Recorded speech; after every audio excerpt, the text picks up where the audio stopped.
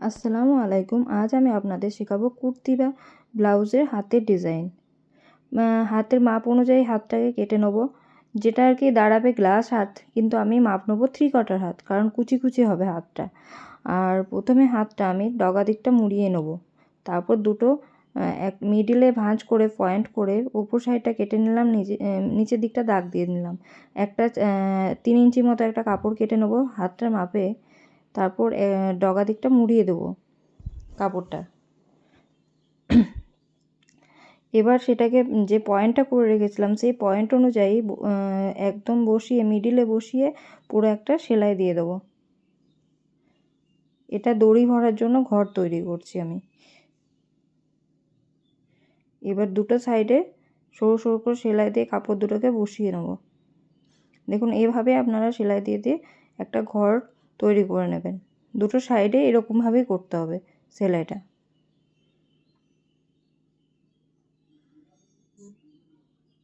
আর অবশ্যই সামনে যেখানে সেলাইটা ছাড়বেন সেখানে মেশিনের লক সেলাই দিয়ে দেবেন, নাহলে খুলে যাওয়ার চান্স থাকবে। এরকম করে দুটো সাইডে আমি সেলাই দিয়ে দিলাম। এবার দড়িটা একটু বড় রেখে, যেটা ঘর আছে তার থেকে একটুখানি বড় রেখে, বেশি বড় করব না কারণ অনেকটা ঝুলে যাবে, সেই মাপ অনুযায়ী রেখে এপাশ থেকে ভরে নেব। ভরে নিলাম। সেফটি পিন ইউজ করে, মানে এটাতে সেফটি পিন ইউজ করাটাই ঠিক হবে, কারণ ঘরটা যেহেতু একটু ছোট্ট মতো, তাই একটু ছোটো সেফটি পিনগুলো ইউজ করলেই ভালো হয়। তো এর দিকটা ভরা হয়ে গেলে এবার বিপরীত দিকটা সেম প্রসেসেই ভরে নেব।